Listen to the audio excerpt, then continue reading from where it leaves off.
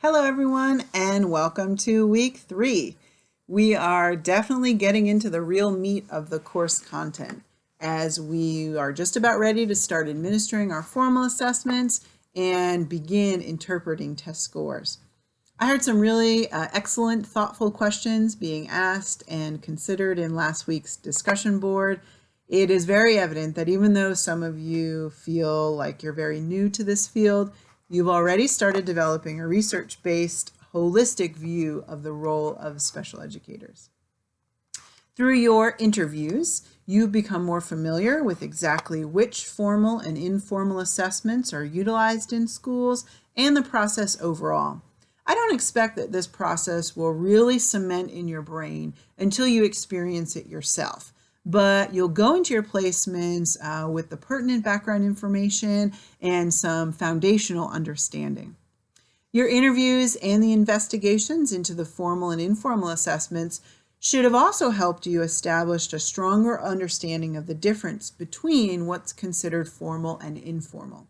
The main difference being the norm referencing process and the statistical measures related to reliability and validity that are naturally a part of formal assessments.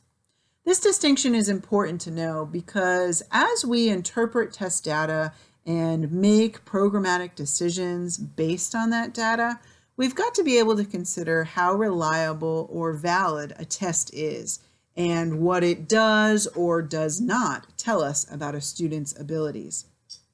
Here's a great example of this in action. It is pretty common that a student who is struggling academically tends to be stronger in math than in reading. This is certainly not always the case, but it very frequently happens.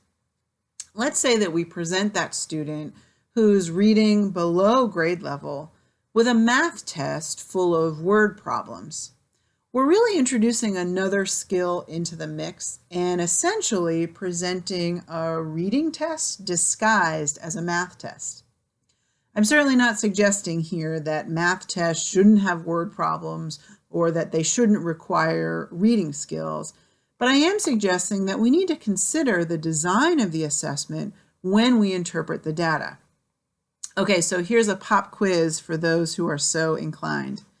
Would this scenario be a question of reliability or validity? If you're thinking validity, you're correct. In this case, the test would give us more information about the student's reading ability than their true math ability. Another topic that I want to address, some folks new to administering formal assessments really struggle with the concept of basal and ceiling. So I want to take a quick moment to explain it here. The whole idea of basal and ceiling is really to limit the number of test items that are presented to a student. This is in an effort to decrease the overall length of time that it takes to administer the assessment and reduce testing fatigue, which would also increase the reliability of the scores. For most tests, you'll be given a starting point based on the student's age or grade. When a basal is established, for example, getting 6 correct answers in a row, you can assume that all of the previous test questions would also have been answered correctly. So you actually don't have to present them to the student, but they will count in the overall student's raw score. So for example, let's say you start administering a subtest on item number 6.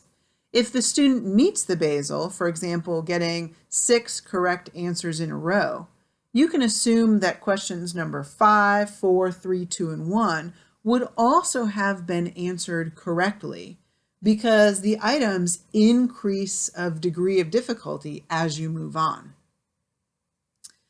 If the basal is not established when you present those initial set of test items, you can't be sure that all the previous questions would be answered correctly. So you would actually need to go back to the previous set and ask those questions before moving on. The test items within each subtest increase in degree of difficulty as you move on. The ceiling is established sort of in an opposite way. Whereas the basal is established by getting correct answers in a row, The ceiling is established by getting a certain number of test questions answered incorrectly consecutively. Once the ceiling is established, for example, 5 consecutive incorrect responses, you can safely assume that any further questions past that would also be answered incorrectly, and you can stop testing for that section. The word consecutive is very important. The correct or incorrect responses must be consecutive in order for the basal or for the ceiling to be established. If not, you've got to go back and present earlier test items to get the basal, or continue to present test items to reach the ceiling. Hopefully this explanation helps. If you need some more clarification, be sure to reach out.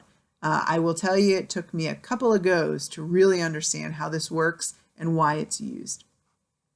In this week's content, you're also going to see directions for how to score your Woodcock-Johnson test once you're finished, and also some information about choosing the appropriate informal assessments for your student, and there'll be some resources there for you. As always, please continue to utilize the Ask Your Instructor tab to get your questions answered, and don't hesitate to contact me if you need anything. I am here for you. I hope you have a great week.